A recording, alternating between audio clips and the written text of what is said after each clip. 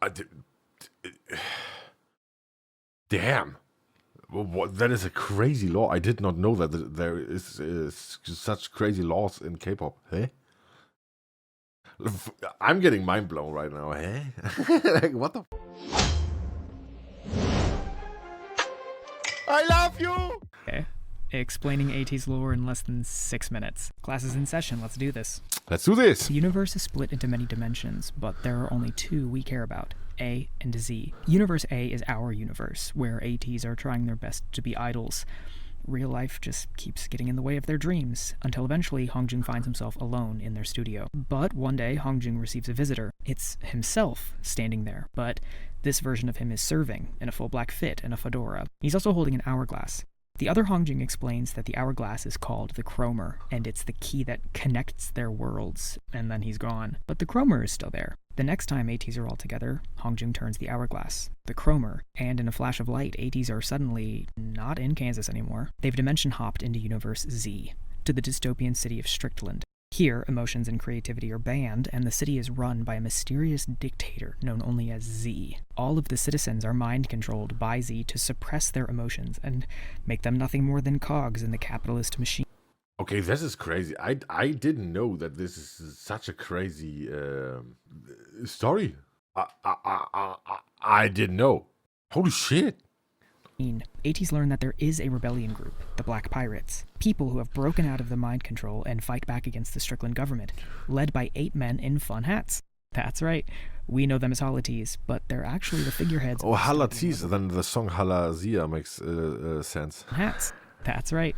We know them as ATEEZ, but they're actually the figureheads of a dystopian rebel group, which is really sick. Anyway, ATEEZ go to the local high-security prison to try and free ATEEZ, but it's no use. ATEEZ recognize that escape is impossible, so they pull a Barbie princess in the popper and swap clothes with ATEEZ so that ATEEZ can now lead the revolution. And they do. Quite a bit of time passes, and ATEEZ use flash mobs, concerts, and very polite political protests to break people free of the government's mind control. One of their main targets is Prestige Academy, where the next generation of government officials and oppressors are being created. They host their own Coachella in the quad, and the students are all freed, and the school gets thrown into chaos exactly as planned. Eventually, ATEEZ have a showdown with the dictator Z himself. Z gets his grubby little hands on the chromer and tries to use it to escape, but winds up throwing it to the ground. ATEEZ make a high Q dive for it, but it shatters against the asphalt. Oh shit! Sent right back to Universe A. With the chromer broken, there's no way to get back to Universe Z. Luckily, we learned that the revolution was successful, and Z was shot by a side character as soon as ATEEZ vanished.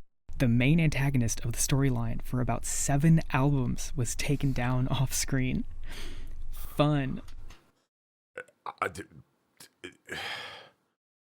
Damn. What, that is a crazy law. I did not know that there is such crazy laws in K-pop. Hey? I'm getting mind blown right now. Hey?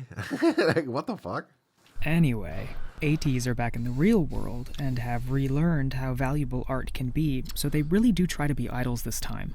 But they don't have any money. They need jobs, which means they don't have time for dancing and singing. They have to work. Gotta make that money make purse.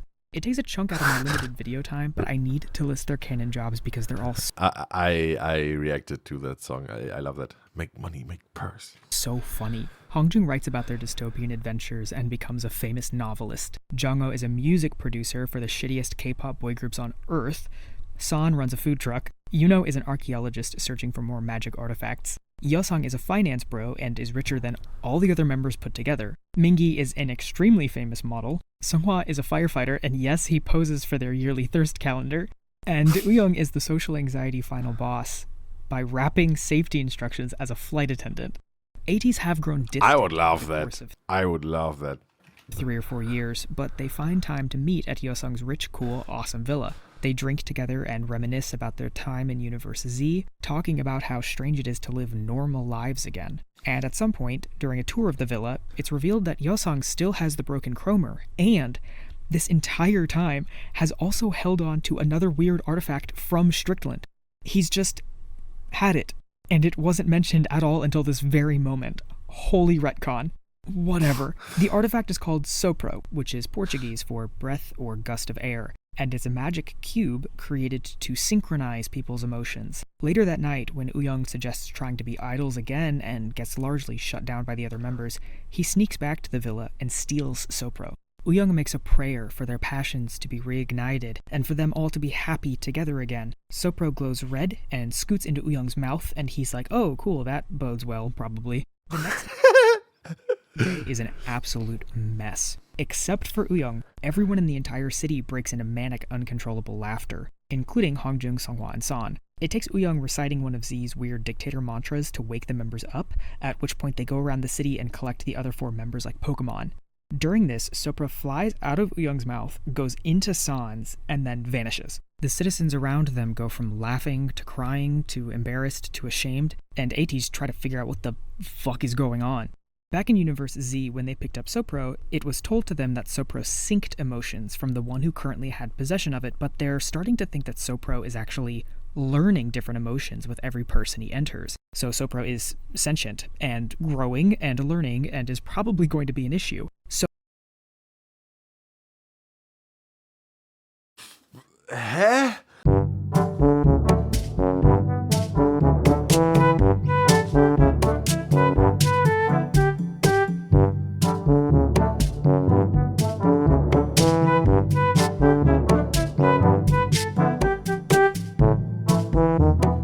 they go hunt Sopro What?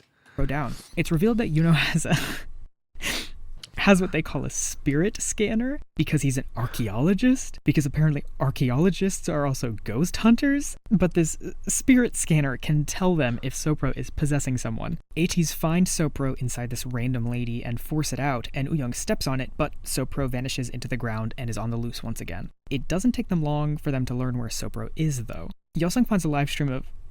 Hold on. Hold on.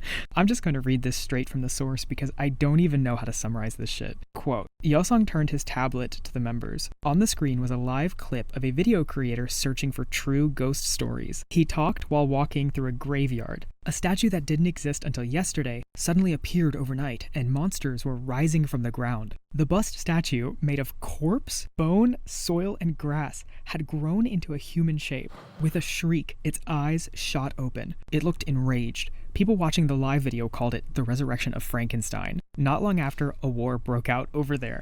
End quote.